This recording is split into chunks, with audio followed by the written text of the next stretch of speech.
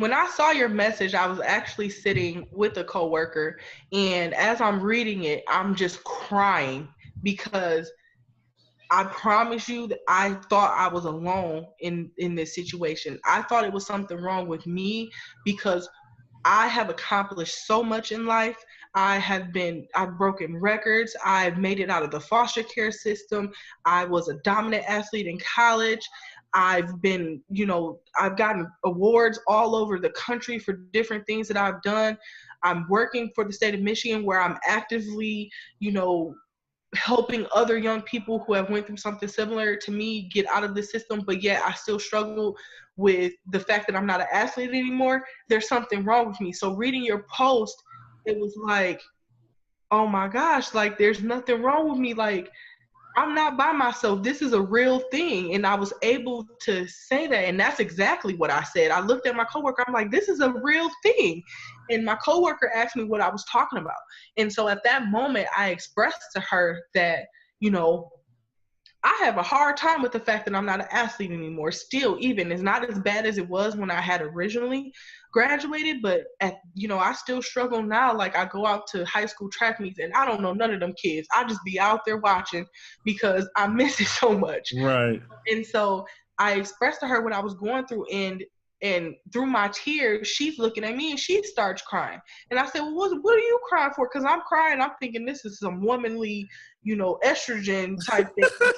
And she's like, oh my God, I struggle with that too. Like I played college softball and, even now I'm a mom of 3 and, I have body issues and, she's just going on talking about how her husband doesn't even understand why she feels this way. And she was like, that's a real powerful thing that he's doing. And that's awesome that he was willing to take that risk and put himself out there to let other people know, because this is not something that we talk about. As an athlete, you are presented or you are perceived as being strong, and you are perceived as being, someone who doesn't back down or cowered away, or, you are strong-minded and you're supposed to be way up at the top while everybody else is down here. We as athletes don't want to seem weak, so we're not talking about this.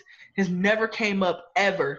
I've talked to dozens of athletes, I've talked to college athletes or professional level athletes that come back home to Saginaw and we just sit and we talk sports. Never have that ever came up in any conversation, because we're expected to be strong and we're expected not to fail. And as athletes, you're supposed to grind and practice and do what you do, right? And so when you are appearing to fail at something, you've lost in your heart. Like you're just like, I can't do this, like I suck. And that's where a lot of depression comes from, because when we come back into the real world and some of us don't get jobs or don't even know how to go about getting jobs, or, don't know how in a regular job because we've been so addicted to sports that we haven't had a job. And here we are 24 years old and has never had a job opportunity. That's crazy. Yeah. So how do you expect us to function? So this is a really big deal. I had a lot of emotions after reading your post. I really felt for you. I really, I cried because that dark space that you talked about that you was in, I just remember my dark space, and, I could not believe that you had put this out here. And I'm like, this is crazy, because I needed to hear this. Like I needed to hear this, and I needed to be honest with myself and to know that it's just not me, And so that's what I was thinking. I had a series of emotions.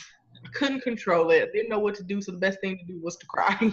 Right. So, and please understand that a lot of young people or a lot of athletes, they don't talk about this. So the more that you can get these stories out here and bring awareness to this movement, I'm calling your ministry a movement, because it is a movement, and you're trying to reach athletes all across the world, and we're going to start this movement to help the athletes that are transitioning to the best of our ability, because it's not easy just to go from that dedication into that world of athletics and then come out to not even have it no more, especially to those that got hurt, that can't even play. It's powerful. I hope you are as encouraged as I am by her story, because it was very inspiring. Her testimony that she heard our initial launch of this ministry, at least the pre-phase of it, and that she was literally in her office and crying, and her coworker came over and they were crying together and saying that this is something that is needed. She felt alone. It is people just like Whitney that I am trying to help, but I need your help to do it. I cannot do this alone. This thing is bigger than me. I need your prayer. I need your financial partnership. I need you to share this story. I need you to refer athletes to me who I can share their story. I mean, this thing, there's millions of athletes right now who need help. Your money is going to go directly towards impacting the lives of athletes. It's going to help to get me to make this thing copyrighted, to help my training materials and my ebook get published so that I can get that message out there to the people, to help me establish the brand that I need, to help me to start building some of the networks that need to be built in order to help these athletes successfully transition. And so I need your financial partnership to be able to do it. Please, you're impacting the lives of people who we are all connected to. I'm sure that you know somebody who plays sports, aspires to play sports, or admires someone who is playing right now. And so some way, some form or fashion, we are all connected to this thing. This is our brothers. This is our sisters. These are our friends, our neighbors. And for some of us, these are our role models. So please consider making a financial contribution. Your support means the world to me, and it means even more to the athletes who I'm called to reach. Thank you for believing in this vision. Thank you for believing in me. Thank you for hearing Whitney's story. Man, please leave a comment. Let her know that her story touched you, because it touched me. Let her know that you're proud of her, because she is a survivor. And I'm so excited to be able to share more stories like hers because of your generosity. Thank you. I love you guys. Can't wait to give you more updates. See ya.